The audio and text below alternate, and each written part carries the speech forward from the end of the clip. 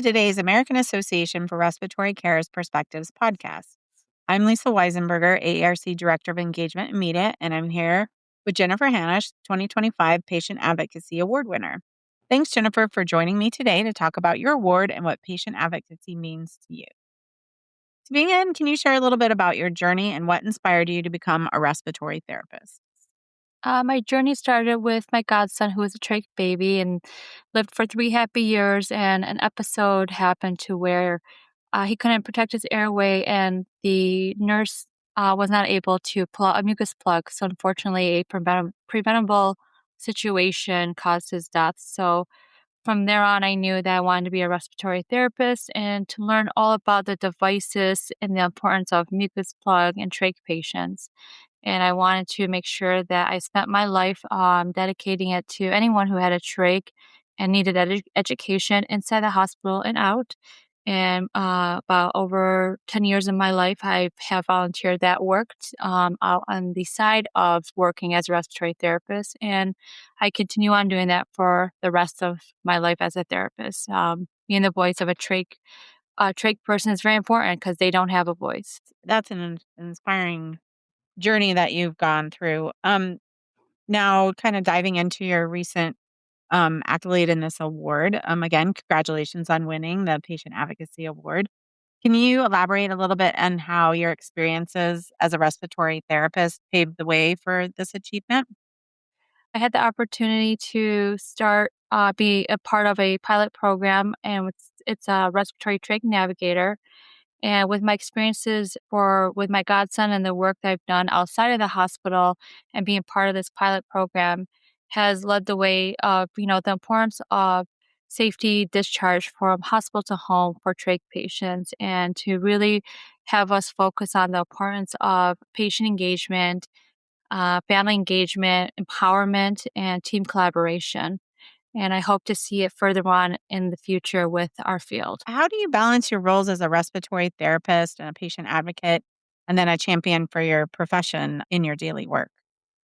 I truly mean this when I say trach patients and educating and volunteering is my life. I will spend every moment I can to find time to achieve all as best to my ability. But when it comes to being a patient advocate, I truly believe that was my journey and my path that I was led to be with my godson. So I will do probably this literally for the rest of my life. My passion is for trachs and patient advocate and making sure that one day there is a change in the world to where our patients have a voice, and that voice is through their empowerment of being trained and being educated on how to take the right steps that they need to be heard in the hospital, especially when it comes to hospital to home discharge and being safe.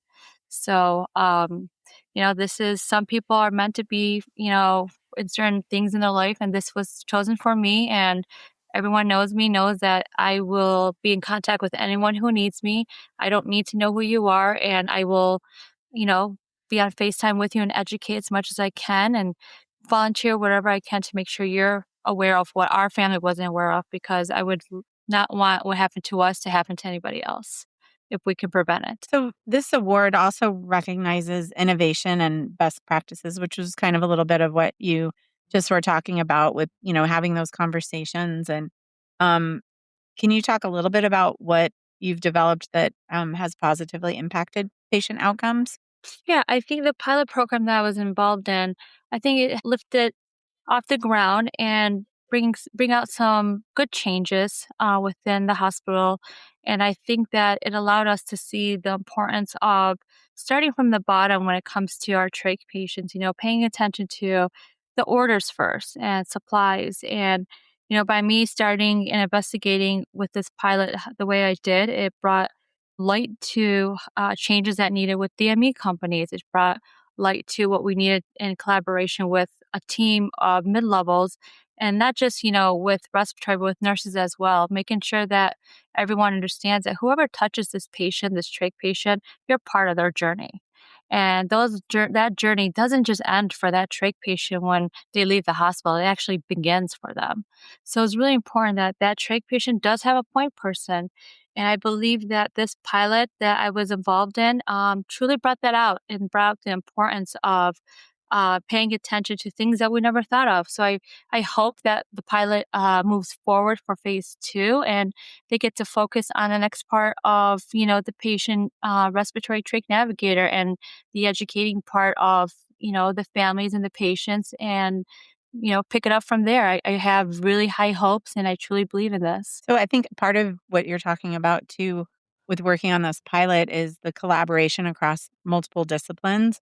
Can you talk a little bit about how you foster that collaboration within your hospital, kind of what the benefits are to the patients? So for me, with the pilot, it was going straight to the DME company that I can get my hands hold up. Let me see what these trach patients get when they order their supplies. Let me see what's going to their home. Can I see what the order looks like when a physician processes that order for that trach patient? Then we discovered together all the errors that we saw in it. So that allowed me then to go to the mid levels, to the providers, and then realizing that, a lot of people in the hospital don't know what the trach supplies are. They don't understand really what goes with what. And it's because a lot of them are, fellows or residents, and they're on a 2-week rotation cycle. So it's like that brought light to, well, hold on, we need to pay attention to who we assign these orders to. And that brought us to the nurses. When I go in to see these trach patients, making sure that everyone realizes that everyone is scared of trachs, including the nurses. There's respiratory, there's doctors. And it's really important to approach these people respectfully and kindly and not to embarrass no one. But those nurses are your partners. And if they come into your room and watch you do anything with a trach patient, just remember that they're there to learn, but they could be embarrassed and scared. So being able to allow them to feel comfortable with me, the nurses throughout the hospital, it actually joined us into friendships, and it allowed us to work together to where when they see a consult, they already know what I need before going into the room. The teamwork amongst us in different floors turned out to be a real true teamwork. And it allowed me to understand that, the attendings are very busy and they rely on the fellows, and the fellows rely on the residents. Residents rely on the nurses. Nurses rely on whatever respiratory therapist they can get. But at the end of the game, it really is relied on a DME company. And these DME companies are not all clinical. They're a lot of them business, which is huge. So, it's a teamwork that is not just respiratory with respiratory. It's throughout the hospital and making sure that we find different ways to educate these patients and making sure that the teaching start in the room. Start it right when you can. If that patient's not on a ventilator, get in there, teach. Start with the family, teach. These are things that are so easy, but yet they make such a difference. With having a phone, a trach phone allowed me to communicate with my trach patients. They will call me or text me throughout the day. Jen, can you come and bring me some information on, the importance of humidification, or when can I drain my own drainage from the tubing of the trach? So it was ways of finding how to connect. And believe it or not, these patients, when they go home, the first 72 hours are, critical. And they're usually calling me now, letting me know a picture of them smiling, a picture of them, we made it home, we're good, thumbs up. Confidence is what they need. Having a point person is what they need. Being able to feel like they're human again, go into those rooms, turn the lights on. They're depressed, allow them to feel life again. Don't allow them to just sit there and stare off the window because they feel lost. They need us. And the nursing team has realized that with me, along with mid-levels, and these little things really make a difference because now you go into these rooms, the lights are on. They're doing their own trick here. They're checking their own supply. They're learning about inventory. And, with that being said, that's how I see this pilot even growing even more, because they're causing these patients to be more empowered again. Their voices are being heard through their actions now when they don't have a voice. They can get up and take care of themselves while they're in the hospital. And that's just so important.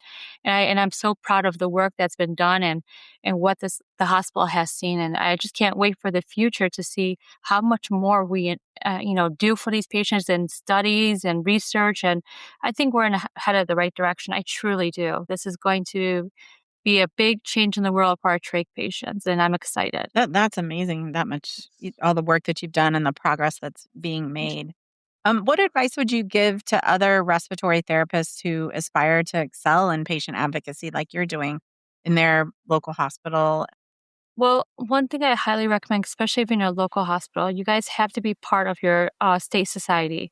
100%. So, from Michigan, you have to be part of the MSRC. You have to be part of the AARC. You guys need to remember that there's so much a small hospital can do. You have to network and you have to be able to go outside of your state to also see what's going on. So, I know a lot of people are, their AARC is too expensive right now, but you know what? That is your future. That's how you grow and that's how you network.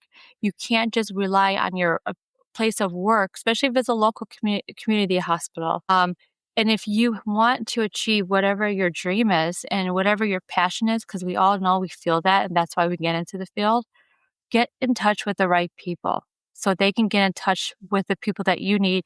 Bring your ideas together. I never thought there would ever be a day of a pilot for a respiratory trach navigator. Never in my life. And here we are 14 years later, there is one. You guys need to use your voice. Please reach out to me and anyone who wants training or even talk about how to be with a trach patient. I am more than welcome to be your guide and mentor. And if you are someone who wants to learn more things in the patient's room, and like I said, I have nurses now who contact me on the side and they ask me questions. And I never thought of the fear and embarrassment was even possible on their end, but a lot of them are. A lot of these people in the hospital really are just, they're all scared. And we all need to remember that we're in here together, we're working together, and let's figure this out because, trachs are just going to get more and more. In my opinion, the more they focus on educating staff and not family, we're still going to be stuck in this hole. So we have to conquer this fear of trach patients. So yeah, speak up, reach out. Got to be on the AARC. You got to be involved with your state society, and you need to be, stay in touch with networking. That is the only way to get what you need and to go where you need to go with respiratory. Respiratory is a beautiful field. There's so much we can do in it. Really inspiring and encouraging for people to get involved and to network with their state societies and also the national AARC organization. Is there anything else you'd like to say about winning this award and what it's meant to you before we sign off for today? Winning this award means a lot to me. It was more like validation, whatever I did the last 14 years is validating that I'm on the right path. And no matter what happens in life, bumps or challenges, you got to keep on going. And when one door closes, another door will open. And if just because someone says no, it might just be for no for right now. So winning this award has made me feel more motivated, more dedicated, and it ignited something in me that I needed to take this to the next level. I truly love respiratory and I appreciate this award and I will continue on doing the best I can, but this will be close to my heart for the rest of my life. I truly appreciate this award.